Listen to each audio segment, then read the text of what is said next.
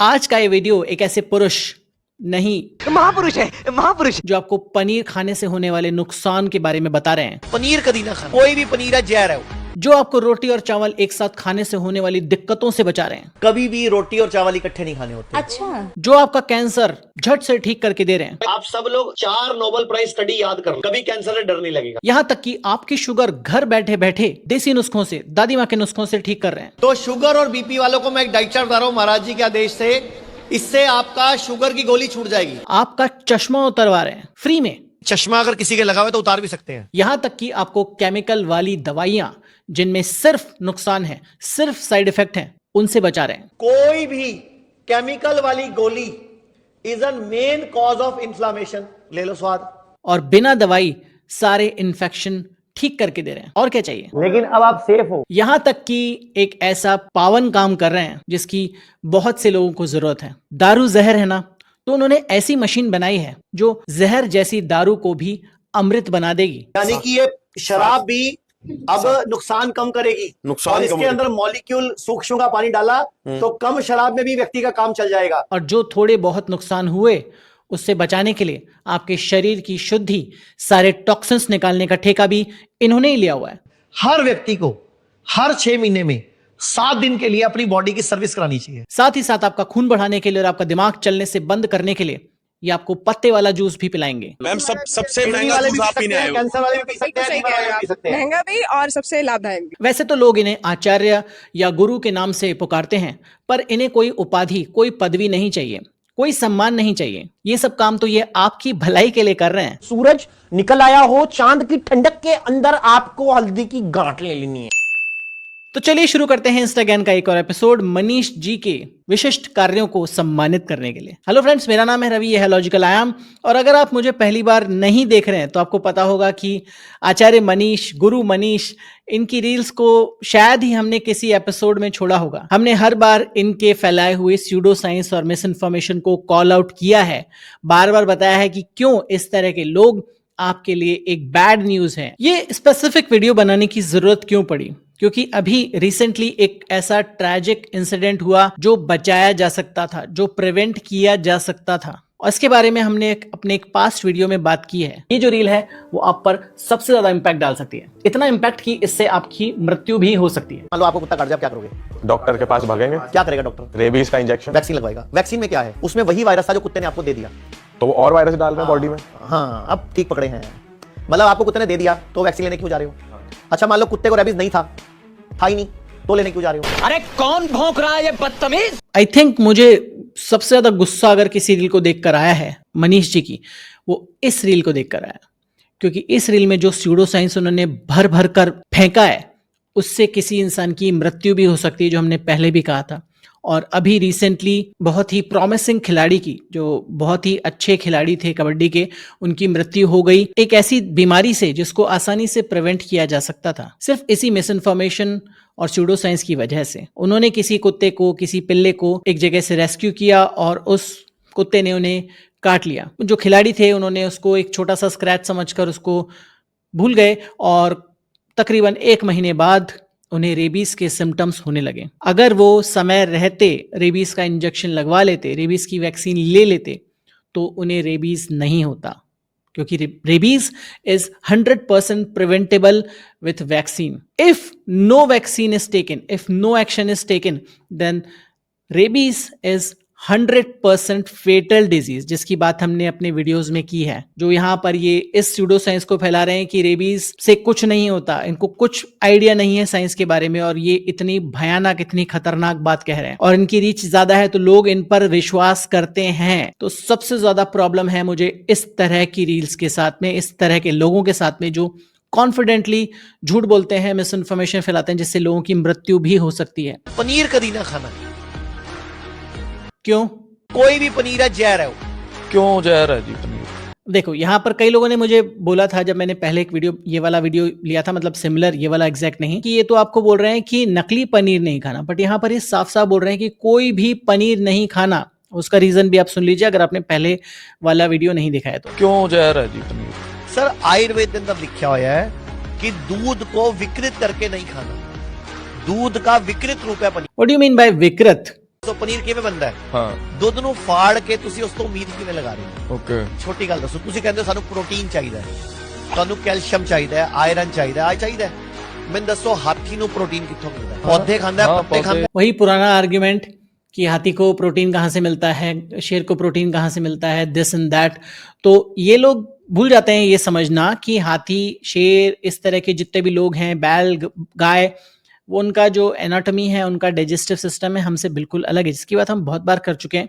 और ये जो विकृत करने वाली बात है ये भी बिल्कुल मिसलीडिंग, बिल्कुल स्यूडो साइंटिफिक है, क्योंकि गेस व्हाट, दूध हमारे पेट में जाकर सेपरेट होता है, सॉलिड अलग होता है, लिक्विड अलग होता है, सेम प्रोसेस में ये हमारे पेट में होता है। हर ऑलमोस्ट हर खाने के साथ में ऐसे ही डाइजेशन प्रोसेस होता है। प्रोटीन मिलता है, मिलता है जी कैल्शियम मिलता है, आयरन मिलता है, हाँ फॉलिक एसिड, न्यूट्रिशन सब सारा मिलता है, कुछ। हष्ट पुष्ट है। अरे उनका डाइजेस्टिव सिस्टम अलग है, उनके पेट में ऐसे चीजें हैं, ऐसे माइक्रोब्स हैं जो सेलुलोज को ब्रेक डाउन कर सकते हैं, प्लांट सेल वॉल को तोड़ सकते हैं और उसमें जितने भी न्यूट्रिएंट हैं उनको एफिशिएंटली यूज कर सकते हैं।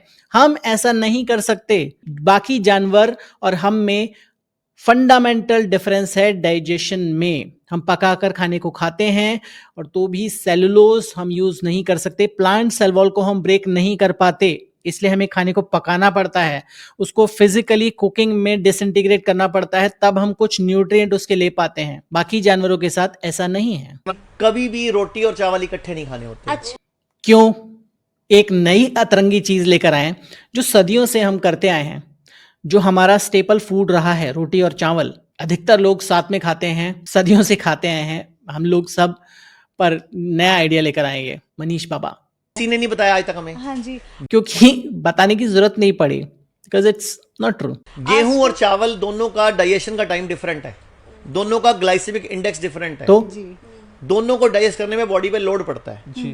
एक टाइम पर एक अनाज खाना होता है। कई लोगों के दिमाग पर लोड पड़ चुका है तो उनको बेसिक चीज समझ में नहीं आ रही है। अलग अलग होने से कुछ नहीं होगा, डाइजेशन टाइम अलग होने से कुछ नहीं होगा, बॉडी एडजस्ट कर लेगी, उसको डाइजेस्ट कर देगी। हमारी जो थाली होती है उसमें 10-15 चीजें होती हैं, उस 10-15 चीजों में सभी का ग्लाइसेमिक इंडेक्स, सभी का न्यूट्रिशनल वैल्यू, कॉम्पोजिशन, सब कुछ अलग अलग होता है। हमारा खाना तो भी पच जाता है क्योंकि हमारी बॉडी स्मार्ट है, अडेप्ट कर सकती है, उसको पता है कि किस चीज को कैसे डाइजेस्ट करना है। एक टाइम पर एक अनाज खाना होता है, या गेहूं या चावल। अच्छा, आपने गेहूं चावल खाए, मुझे गेहूं चावल के पौष्टिक तत्व बताओ उसमें। अरे उससे क्या पूछ रहे हो? वो पॉडकास्ट की होस्ट है, उसने आपको व्यूज के लिए बुलाया है। गेहूं और चावल दोनों ही न्यूट्रिशन है उनमें, और जो उनमें नहीं है वो बाकी चीजों से हम ले लेते हैं। इसी को बैलेंस करना बोलते हैं डाइट को, इसी को बैलेंस डाइट बोलते हैं। उसमें फाइबर कितना होता है? कितना होता है? तो नहीं पता। आप बताओ मैडम। परसेंटेज तो नहीं पता, फाइबर होता है। आप बताओ आमिर जी। सर फाइबर का तो आमिर जी, परसेंटेज नहीं पता। हाँ, फाइबर का तो ऐसा गेहूं में 1% फाइबर होता है। Not true. गेहूं में तकरीबन 10 से 15% फाइबर हो सकता है, डिपेंडिंग ऑन किस तरह का गेहूं आप खा रहे हैं। जैसे आप गेहूं खाते हो या चावल खाते हो, 2 घंटे के अंदर सारा ग्लूकोज ब्लड में आ जाता है। तो अगर एकदम ग्लूकोज ब्लड में आएगा तो उसको न्यूट्रल करने के चक्कर में आपके पेनक्रियास को ज्यादा काम मेजर पॉइंट नहीं समझ रहे हैं कि जो खा रहे हैं आप, उसका ग्लाइसेमिक इंडेक्स, ग्लाइसेमिक लोड कम करने के लिए, बेसिकली ग्लाइसेमिक इंडेक्स तो अलग हो सकता है, पर ग्लाइसेमिक लोड कम करने के लिए आप उसको दाल, सब्जी या बाकी सैलेड के साथ खा रहे हैं। तो ओवरऑल जो रोटी चावल से जो फाइबर या जो भी स्टार्च आप ले रहे हैं उसका ब्रेकडाउन थोड़ा स्लो डाउन हो जाता है। और बॉडी इज, अगेन मैं बार बार बोल रहा हूँ कि बॉडी इज स्मार्ट, उसको पता है कि किस तरह से फूड को डाइजेस्ट करना है। We have adapted, we have evolved this process over millions of years. तो हमें पता है कि किस तरीके से काम करना है बॉडी को। अब ये जो नेक्स्ट रील है शायद सबसे ज्यादा प्रॉब्लमेटिक यही है, क्योंकि इसमें क्या किया गया है, साइंस का या हाफ साइंस का यूज किया गया है अपनी बात को सिद्ध करने के लिए। और ये जो जितनी भी चीजें हैं, जो नॉर्मल इंसान अगर सुनेगा तो उसको लगेगा हाँ साइंस की बात हो रही है, कुछ तो सही होगा। बट असल में ये पूरा की पूरी जो चीज है वो स्यूडो साइंटिफिक है, अपने नैरेटिव को सिद्ध करने के लिए। और ये बात करती है कैंसर जैसी भयानक बीमारी के लिए, जिसमें लोगों को प्रॉपर ट्रीटमेंट, जो वेरीफाइड, जो रिसर्च बेस्ड ट्रीटमेंट है वो लेना चाहिए, ना कि इस तरह के अनप्रूवन टेक्निक्स और नुस्खे जो उनका कैंसर बढ़ाती है, ना कि कम करने में मदद करती है। आप सब लोग 4 नोबेल प्राइज स्टडी याद कर लो, कभी कैंसर से डर नहीं लगेगा। सबसे पहली 1927 की नोबेल प्राइज कि फीवर दो कैंसर को हराओ, मतलब फीवर क्योर्स कैंसर, मतलब बुखार चढ़ेगा तो मतलब कैंसर हार रहा है। तो हम क्या करते हैं, हॉट वाटर इमर्शन तब देते हैं आपको हम आपको गर्म पानी की बाल्टी में पाउंड हुआ के बिठाते हैं, हम आपको आर्टिफिशियल फीवर देते हैं ताकि बॉडी में टेम्परेचर बढ़े, बॉडी के खुद ही कैंसर सेल को मार दे। तो 1927 में क्या हुआ, फीवर के ऊपर नोबेल प्राइज मिला। 1927 में जो नोबेल प्राइज दिया गया था वो दिया गया था जूलियस वैगनर ज़ुरिक को। वो दिया गया था सिफिलिस के उपचार के लिए। उन्होंने पेशेंट्स में मलेरिया करवाया, पहले मलेरिया से पेशेंट्स में बुखार आया और बुखार आने से सिफिलिस ठीक हुआ। ये कैंसर के लिए था ही नहीं ये स्टडी, ना ही ये नोबेल प्राइज। उस टाइम पर, इनिशियल टाइम पर फीवर इंड्यूस ट्रीटमेंट यूज किया जाता था, बट बाद में इसे बहुत खतरनाक माना जाने लगा और फीवर इंड्यूस थेरेपी को बंद कर दिया गया। बेसिकली कैंसर में फीवर इंड्यूस थेरेपी या हॉट वाटर इमर्शन थेरेपी का कोई योगदान नहीं है, 1% भी। फिर 1931 में ओटो हेनरिच वार्बर को मिला कि बॉडी में ऑक्सीजन का प्रोडक्शन बढ़ा दो, कैंसर को हरा दो। तो अनुलोम विलोम करो, प्राणायाम करो, ऑक्सीजन बढ़ाओ, कैंसर हार जाए। जो दूसरी स्टडी बोल रहे हैं ये ऑटो वार्बर्ग में, ये सेलुलर रेस्पिरेशन के लिए मिला था। ये बताता है कि कैंसर सेल्स में सेलुलर रेस्पिरेशन बाकी सेल्स की तुलना में कैसे अलग होता है। तो उस स्टडी के लिए मिला था, ना कि इस बात के लिए कि ऑक्सीजन बढ़ा दो और कैंसर खत्म हो जाएगा। अनुलोम विलोम करना या प्राणायाम करना आपको अच्छा फील करवा सकते हैं, बट ये कैंसर दूर करने में इनका योगदान 0 के बराबर है। फिर 1998 में एक नोबेल प्राइज स्टडी हुई, नाइट्रिक ऑक्साइड का प्रोडक्शन बता दो। मतलब बॉडी में हरी सब्जियां खाओ, फ्रूट्स खाओ, आपकी आर्टरी वैसोडाइलेशन होता है, आपकी आर्टरीज के अंदर जो चैनल्स हैं, ब्लॉकेजेस है, वो खुलती हैं और ब्लड का सर्कुलेशन निर्बाध रूप से जारी हो जाता है। तो इसकी बात कर लेते हैं नाइट्रिक ऑक्साइड प्रोडक्शन के लिए। नाइट्रिक ऑक्साइड को एक सिग्नलिंग मॉलिक्यूल के रूप में बताने के लिए नोबेल प्राइज दिया गया था। पर ये सीधे सीधे कह देना कि नाइट्रिक ऑक्साइड ज्यादा रिच सब्जी खा लोगे आप और उससे कैंसर ठीक हो जाएगा, अगेन इट्स ओवर सिंप्लीफिकेशन। ऐसा बिल्कुल भी नहीं है। नॉट दैट सिंपल कि नाइट्रिक ऑक्साइड रिच सब्जियां आपने खा ली और कैंसर ठीक हो जाएगा, बल्कि कुछ स्टडीज ने बताया है कि नाइट्रिक ऑक्साइड अगर एक तयशुदा अमाउंट से ज्यादा है तो वो कैंसर को बढ़ा भी सकता है। 2016 में नोबेल प्राइज मिला ऑटोफेजी को कि हफ्ते में एक दिन उपवास करो 24 घंटे का और रोजाना 8 घंटे में खाओ जो भी खाना है, 14 घंटे मत खाओ। और ये नेक्स्ट बात करें, योशिनोरी योशिमी का जो नोबेल प्राइज है वो जो ऑटोफेजी के लिए मिलाया हुआ है, वो autophagy is a different process. उसका फास्टिंग से रिलेशन है, बट सीधे सीधे अगेन ओवर सिंप्लीफिकेशन में कह देना कि एक दिन आप नहीं खाओगे, 8 घंटे खाओगे या इंटरमिटेंट फास्टिंग करोगे उससे कैंसर ठीक हो जाएगा, it's absolutely baseless. In fact cancer के उपचार के लिए फास्टिंग को यूज करना उस इंसान में जिसमें कैंसर फैल चुका है, जिसको प्रॉपर न्यूट्रिशन की जरूरत है और फास्टिंग उसके लिए खतरनाक हो सकती है, वो उसके कैंसर को बढ़ा सकती है, एक बहुत ही खतरनाक सलाह है। 2017 में सर्केडियन रिदम को नोबेल प्राइज मिला, यानी कि time as medicine. Circadian rhythm basically हमारी आंतरिक बायोलॉजिकल क्लॉक है। इसको समझने के लिए नोबेल प्राइज दिया गया था, बट इसका कि टाइम एज मेडिसिन से कोई लेना देना नहीं है और ये भी कैंसर का इलाज नहीं है। तो आप देख रहे हैं कि कितना ज्यादा किसी चीज को हाफ इंफॉर्मेशन के साथ आपको बता दिया जाता है। जब भी स्यूडो साइंस को हाफ साइंस के साथ लपेट कर आप एक नॉर्मल इंसान को खिला दिया जाता है, पिला दिया जाता है, तो उसको समझ में आता है कि हाँ कुछ बोल रहे हैं साइंस के मम्बो जम्बो वर्ड्स, तो ठीक ही होगा। तो सबसे ज्यादा खतरनाक स्यूडो साइंस वही है। अब एक घर बैठे आपकी शुगर ठीक करने का दावा कर रहे हैं। अच्छा ये बताइए, किसी को यदि शुगर है, आज शुगर के पेशेंट बहुत देखे जाते हैं, तो दो भाई दोनों तबाही। तो शुगर वाले को क्या करें, क्या खाएं क्या ना खाएं, कैसे ठीक हो? दवाई लोग इंसुलिन लेते हैं, एक गोली डॉक्टर रोज देता है कि खाना ही पड़ेगा सारा जीवन। तो शुगर और बीपी वालों को मैं एक डाइट चार्ट बता रहा हूं महाराज जी के आदेश से, इससे आपका शुगर की गोली छूट जाएगी। आपने आज के बाद करना क्या है, 12 बजे तक वजन गुणा 10 ग्राम पहले फ्रूट्स खाने हैं। वजन जितना वजन है गुणा 10 कर लो उसको। जैसे वजन है 60 किलो तो 600 ग्राम, 50 किलो तो 500 ग्राम, 70 किलो तो 700 ग्राम। पहले फल खाने हैं। कौन से फल खाने हैं? जो सीजन के हैं, मतलब हमने महंगे फल नहीं खाने, जो सस्ते मिल रहे हैं, जो सीजन के हैं वो खाने हैं। जैसे आम का सीजन नहीं है तो आम नहीं खाना। और जिसको भी शुगर है उसको मीठे फल जरूर खाने हैं। आपको मना किया जाता है ना, आम नहीं खाना, केला नहीं खाना, चीकू नहीं खाना, अंगूर नहीं खाना, आपको जरूर खाना है। और आप गारंटी है मेरी, आप शुगर चेक करना, आपकी हाई शुगर मॉनिटर भी यही बेचते हैं। तो उस मॉनिटर में ऐसा होता है कि एक लेवल तक ही शुगर बनाई जाती है, उसके ऊपर शुगर आती नहीं है। जूते कहाँ है मेरे? कंट्रोल। ये इंफॉर्मेशन भी बहुत ही ज्यादा खतरनाक है, क्योंकि आपको ये बोल रहे हैं कि जो डॉक्टर मना कर रहा है ना, उसका उल्टा करो। बेसिक साइंस अगर आप जानते हैं तो आपको पता होगा कि कोई भी शुगर आप खाते हैं, शुगर कंटेनिंग चीज, भले ही उसमें फाइबर हो ना हो, वो जाकर आपका ब्लड शुगर बढ़ाएगा, स्पाइक करेगा, और उस ब्लड शुगर को काउंटर करने के लिए आपके पैंक्रियास से इंसुलिन आएगा और उसको शुगर को बाइंड करके एक एक सेल तक पहुंचाएगा। नॉर्मल इंसान में इसी तरह से काम करता है। बट अगर किसी को डायबिटीज है, उसका इंसुलिन ऑलरेडी इम्पेयर्ड है, उसका पैंक्रियास ऑलरेडी इम्पेयर्ड है, वो प्रॉपर अमाउंट में इंसुलिन नहीं बना रहा है, तो आपको एक्सटर्नल इंसुलिन लेनी पड़ती है। तो अगर आप इंसुलिन भी ले रहे हैं और आप इस तरह की चीजें भी कर रहे हैं, तो आपका जो सिस्टम है वो बहुत बुरी तरह से खराब हो सकता है। आपकी शुगर एकदम से बढ़ सकती है, आपको लाइफ थ्रेटनिंग कंडीशन हो सकती है इस तरीके से एक्सेसिव अमाउंट ऑफ शुगर खाने से। इसमें ट्रीटमेंट कहाँ है, मेरे को ये समझ नहीं आ रहा। इसमें ट्रीटमेंट कहाँ है कि सुबह उठकर अपने वजन के 10 गुना फ्रूट्स खा लो, यानी कि आई नो ओवर सिंप्लीफिकेशन है, 600 ग्राम 700 ग्राम फ्रूट खाने से आपकी शुगर कैसे ठीक होगी, उसका मैकेनिज्म क्या है, तो लोगों की लाइफ के साथ कैसे खिलवाड़ कर सकते हैं और इन पर कोई कार्रवाई क्यों नहीं होती, क्यों इन्हें गवर्नमेंट से अवार्ड पे अवार्ड मिलते रहते हैं, क्यों इनकी तारीफों के पुल लोग बांधते रहते हैं जबकि इनको बेसिक का भी बेसिक इंफॉर्मेशन नहीं है। This is beyond my understanding. आपको पता है तो कमेंट्स में जरूर बताइएगा। अगर आपको भी लोग इस तरह से कंफ्यूज करके रखते हैं, दिमाग खराब करके रखते हैं, आपको करियर सेट नहीं होने दे रहे हैं, आपको करियर कंफ्यूजन्स बहुत सारे हैं, तो you can reach out to me. I am a certified and experienced career guidance coach. मेरा ईमेल है getlogicalcareer@gmail.com.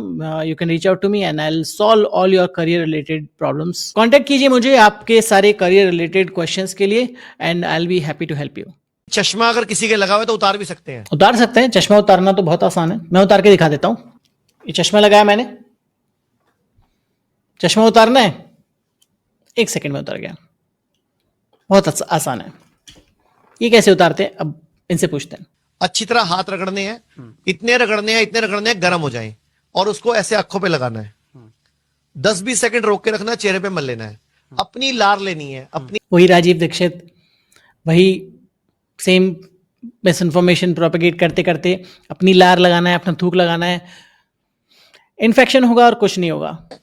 7 बार ऐसे घुमाना है, उसके बाद 25-30 बार इस तरह घुमाना है और 25-30 बार उल्टा घुमाना है, और दोबारा हाथ रगड़ने हैं, गर्म करने हैं और आंखों पे लगा लेने हैं। 2 मिनट में एक्सरसाइज पूरी हो जाएगी और 10 से 15 दिनों में 0.25 0.5 नंबर का चश्मा उतर जाएगा। 0.25 का चश्मा नाम मात्र का होता है, अधिकतर लोगों का अपने आप हट जाता है। मोस्ट लाइकली या तो कोई उनको डेफिशिएंसी की वजह से या नॉर्मल जो फोकल लेंथ चेंज होने की वजह से चश्मा अपने आप उतर जाता है।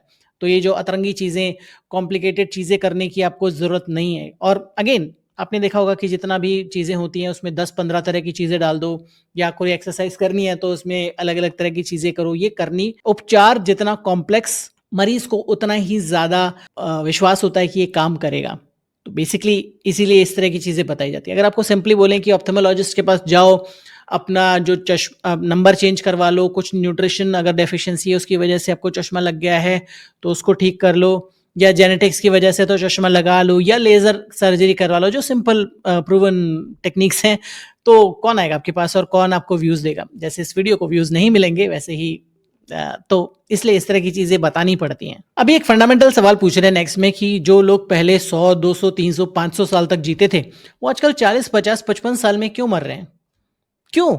हमारे दादा परदादा 100 साल 120 साल जिया करते थे, तो ऐसा क्या हो गया हम 60 साल में, 66 साल में, 65 साल में मर रहे हैं? भारत की एवरेज है 66 है, जापान की 84 है, चाइना की 79 है, अमेरिका की 72 है, रशिया की 78 है, इंडोनेशिया की 76 है। भारत की 66 क्यों है? क्योंकि भारतीय गलती करते हैं, क्योंकि भारत में आप जैसे लोग बसते हैं जो लोगों को इस तरह की चीजें करवा रहे हैं जो उनकी सेहत के लिए तो खतरनाक है ही, उनके दिमाग के बचे कुचे सेल्स को भी वो मार देती हैं। तो इसलिए इंसान जब दिमाग उसका खत्म होने लगता है तो वो भी खत्म हो जाता है। जब तक आप जैसे लोग स्यूडो साइंस परोसते रहेंगे लोगों की हेल्थ खराब होती रहेगी। उसका आंसर यही है। और बेसिकली इसका सही जवाब मैं आपको बता देता हूं, ये है सर्वाइवरशिप बायस, कि हमें दिखता है कि हमारे बाप दादा, उनके परदादा ज्यादा जिए क्योंकि वो बुढ़ापे तक जिंदा रहे। पर अगर आप सिर्फ 100 साल 125 साल पहले की लाइफ एक्सपेक्टेंसी देखेंगे तो आपको दिखेगा साफ साफ कि जो एवरेज था वो 40-45 था। उससे पहले और भी कम था। एवरेज लाइफ एक्सपेक्टेंसी की बात यहाँ पर कर रहे हैं, आप हमारे और आपके बाप दादा की बात नहीं कर रहे हैं जो ज्यादा जी रहे हैं और या जिए। लाइफ एक्सपेक्टेंसी टाइम के साथ, मेडिकल एडवांसमेंट बढ़ने के साथ, टेक्नोलॉजिकल प्रोग्रेस के साथ बढ़ी है, कम नहीं हुई है। और भारत में इसीलिए कम है क्योंकि हमारे यहाँ लाइफ की इन जनरल जो वैल्यू है वो बाकी देशों से कम है। हम लाइफ को उतना वैल्यू नहीं करते हैं जितना बाकी देशों में, बाकी डेवलप्ड कंट्रीज में किया जाता है। वहां पर मेडिकल सुविधाएं ज्यादा हैं, बेहतर हैं, लाइफ को वैल्यू किया जाता है, तो इसलिए वहां पर लाइफ एक्सपेक्टेंसी हमारे देश की तुलना में ज्यादा है। और मनीष जी भी उसको कंट्रीब्यूट कर रहे हैं, बहुत बड़ा फैक्टर है। अब ये बता रहे हैं दवाई क्यों नहीं खानी चाहिए, केमिकल वाली दवाई क्यों नहीं खानी चाहिए, वो बता रहे हैं। कोई भी केमिकल वाली गोली is a main cause of inflammation, चाहे वो बीपी की गोली हो, चाहे वो शुगर की गोली हो, चाहे वो थायराइड की गोली हो, चाहे वो गैस की गोली हो, चाहे वो तेजाब की गोली हो, चाहे कोई गोली हो, ले लो स्वाद। तो पहले इन्फ्लामेशन दे कौन रहा है? तो आपको करना क्या है, कोई भी बीमारी आए आपको नेचुरल तरीके से डाइट ठीक करके, लाइफस्टाइल ठीक करके, योगा करके, प्राणायाम करके उसको हराना है, बस। वाइल आई अंडरस्टैंड कि वो कुछ हद तक ठीक बोल रहे हैं, बट ये समझना, ये अंडरलाइंग मैसेज देना कि natural equals safe and chemical वाली गोली equals unsafe is not true. बहुत सारी ऐसी नेचुरल चीजें होती हैं, हर्बल चीजें होती हैं जो बहुत ही ज्यादा हानिकारक हो सकती हैं। जो टॉक्सिन्स होते हैं या जो हैवी मेटल्स होते हैं वो नेचुरल होते हैं, बहुत हानिकारक होते हैं। बहुत सारी केमिकल वाली चीजें जो होती हैं वो बहुत ज्यादा जीवनदायिनी होती हैं। तो जैसे थायराइड का एग्जांपल दिया है, थायराइड जो ले रहे हैं तो हार्मोन है, बेसिकली हार्मोन आप ले रहे हैं जो आपका थायराइड नहीं बना रहा है। तो अगर आप वो नहीं लेंगे तो आपका थायराइड हार्मोन का लेवल कम होता जाएगा और आपको लाइफ थ्रेटनिंग कंडीशंस भी हो सकती हैं। ऐसे ही शुगर के केस में है, ऐसे ही बाकी दवाइयों के केस में है। तो नेचुरल इक्वल्स सेफ ये मानना गलत है, हर्बल मींस सेफ ये मानना गलत है। चीजों को मेरिट पे लीजिए, नेचुरल चीजों का भी नुकसान हो सकता है, केमिकल चीजों का भी नुकसान हो सकता है, तो उसको ऐसे ब्लैंकेट स्टेटमेंट की तरह मत देखिए जैसे बता रहे हैं। ऐसे एक और चीज बता रहे हैं, इससे रिलेटेड है कि बिना दवाई के इन्फेक्शन को कैसे खत्म करें। यूरिन इन्फेक्शन जो महिलाओं में बहुत कॉमन होता है। मेरे को ना थोड़े महीने पहले इन्फेक्शन हो गया था, मैं सच्ची कह रही हूँ, मैंने एक गोली नहीं खाई, एक गोली नहीं खाई। जब मैंने बोला कि हाँ जी यूरिन इन्फेक्शन है, उन्होंने सर मुझे इतनी गोलियां लिख दी, हर्ष ने मुझे एक नहीं खाने दी।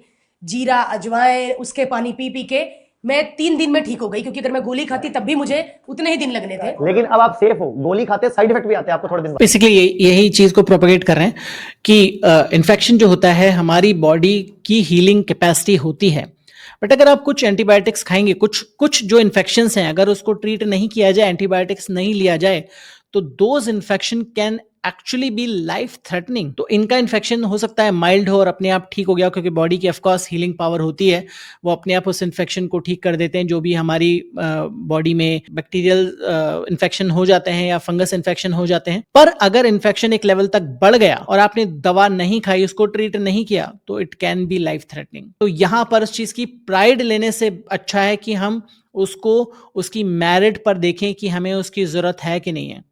जैसे होम्योपैथी पर हम एक वीडियो बना रहे हैं, उसमें बहुत बार ऐसे एग्जाम्पल देखने को मिले कि सिंपल इन्फेक्शन में एंटीबायोटिक्स का यूज नहीं किया गया, होम्योपैथिक दवाइयों का यूज किया गया, जो ऑफकोर्स शुगर पिल्स होती हैं, तो उससे इन्फेक्शन इतना बढ़ गया कि बच्चे के दिमाग तक इन्फेक्शन पहुंच गया, वो कोमा में चला गया और फिर अनफॉर्चुनेटली उसकी डेथ हो गई। तो इस तरह के केसेस बहुत सारे देखे गए हैं, जब लोगों ने एक्चुअल ट्रीटमेंट कराने की जगह पर उन दवाइयों से डर की वजह से एक्चुअल ट्रीटमेंट को डिले किया या नहीं लिया, तो लाइफ थ्रेटनिंग कंडीशंस भी हो सकती हैं। Just saying. देखते हैं दोस्तों, शराब पे टेस्ट कर रहे हैं और एक ही बात मैं आपको कहना चाहूंगा कि शराब आपकी सेहत के लिए हानि। देखते हैं दोस्तों, शराब पे टेस्ट कर रहे हैं और एक ही बात मैं आपको कहना चाहूंगा कि शराब आपकी सेहत के लिए हानिकारक है, इसका सेवन मत करें। आपको दिखाएंगे कि किस तरह से जो शराब का आप सेवन करते हैं तो आपको किस पानी में उसका अगर सेवन करना चाहिए जो आपके लिए खराब नहीं होगा। ये देखो आपने शराब डाली मैंने, अब ये रंग क्या है, ये एसिडिक है। अब मैं इसी को गुजारता हूँ इससे, अब आप फर्क देखना इसके अंदर। दोनों का मैं आपको अंतर दिखाएंगे कि किस तरह का उसके अंदर अंतर आएगा और क्या कुछ उसमें फर्क नजर आएगा। ये नहीं, इसमें फर्क नहीं दिखेगा, मैं आपको इसको टेस्ट करूंगा तो फर्क दिखेगा। आप सबसे पहले पीएच टेस्ट देख लो, ये पीएच पकड़ो आप, ये पीएच देखिए आप। अब आप देखिए मैं पीएच टेस्टर डालता हूं दोनों के अंदर समान मात्रा में, इसमें भी मैं ड्रॉप डालूंगा, पीएच टेस्टर है। अगर इससे 6 से नीचे का पीएच है तो एसिडिक है, और 6 से इधर का पीएच है तो एल्कलाइन है। तो आप इधर दिखाइए, आप ये मैं आपके सामने डाल रहा हूं ड्रॉप पर, इसमें कौन सा रंग आया, कौन सा रंग आया, एसिडिक आ गया 4 पीएच के आसपास। और इधर देखो आप, ये आएगा मेरे हिसाब से ग्रीनिश, ये यानी कि ये शराब भी अब नुकसान कम करेगी। और इसके अंदर मॉलिक्यूल सूक्ष्म का पानी डाला तो कम शराब में भी व्यक्ति का काम चल जाएगा। जो व्यक्ति 4 पैक पी रहा था वो 2 से भी काम चला सकता है। तो मतलब कि इससे शराब भी बचेगी, सेहत भी बचेगी। ओ भाई मारो, मुझे मारो। मतलब बेसिकली जो एलिमेंट्री लेवल की साइंस है ना, उसको दिखाकर, कलर दिखाकर किसी भी इंसान को बेवकूफ बनाया जा सकता है। इसका प्राइम एग्जांपल है, जिस तरह की शराब इन्होंने डाली है वो विस्की या इस तरह की लग रही है, तो उसका जो पीएच होता है वो तो न्यूट्रल होता है वैसे भी। तो इन्होंने जो अतरंगी चीज करी, उसमें कुछ ऐसा पानी को एल्कलाइन बना दिया, उससे क्या फर्क पड़ने वाला है बॉडी पर? ऐसा नहीं है कि एसिडिक चीजें बॉडी में जहर हैं और एल्कलाइन चीजें जो है वो बॉडी में अमृत हैं। ऐसा नहीं होता है। हमारा स्टमक का पीएच ही होता है 2 के आसपास में, 1.5-2 के आसपास में। इसका मतलब हमारे स्टमक एसिड को जहर बोलोगे आप? तो this is actually absolutely rubbish information कि दारू में आपने इस तरह का पानी डाल दिया तो दारू जो है वो अमृत बन गई और दूसरी दारू जहर है। अल्कोहल किसी भी अमाउंट में लिया जाएगा वो खतरनाक है हमारी बॉडी के लिए, कैंसर कॉज कर सकता है, लीवर डैमेज कर सकता है, बहुत सारी प्रॉब्लम्स कर सकता है।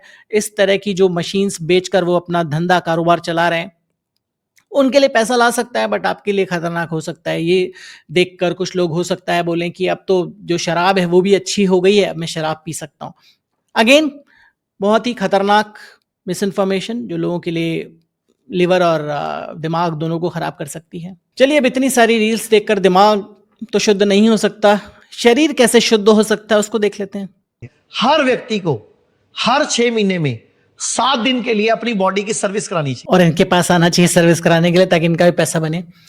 बेसिकली जो डिटॉक्स वाली चीज है, जो सबसे बड़ा स्कैम है, काफी लोग जिससे पैसा बना रहे हैं, वो ये है कि आपकी बॉडी में टॉक्सिन्स डेवलप हो गए हैं और आप कहीं किसी एक सरीन जगह पर जाइए, वहां पर आपके टॉक्सिन्स निकाले जाएंगे सो एंड सो प्रोडक्ट्स या सो एंड सो सर्विसेज की मदद से। तो इन जनरल ऐसा नहीं है, हमारी बॉडी में खुद ही एक डिटॉक्स कर सकता है।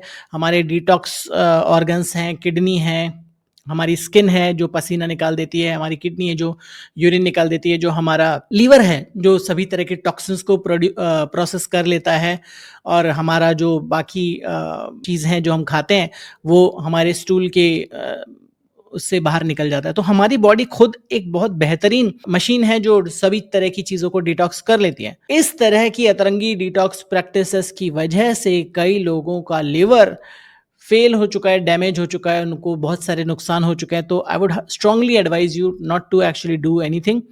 सिर्फ आप अपनी बॉडी का ख्याल रखेंगे ठीक ठाक से तो आपको किसी डिटॉक्स की जरूरत नहीं पड़ेगी। होपफुली आपको ये वीडियो पसंद आया होगा, लंबा हो गया थोड़ा, बट ये सिर्फ हमने सरफेस स्क्रैच की है। इस तरह की रील्स की मनीष जी रोज की 10-15 रील्स बना देते हैं, तो ये तो सिर्फ एक शुरुआत है। उनको हर एपिसोड में हमें तो भी लाना पड़ेगा। और अगर आपने इंस्टाग्राम के बाकी एपिसोड नहीं देखे हैं तो यहाँ क्लिक करके देख सकते हैं। मिलूंगा ऐसे ही एक और अमेजिंग वीडियो में। अपना ध्यान रखें, इस तरह के लोगों से दूर रहें और बी लॉजिकल।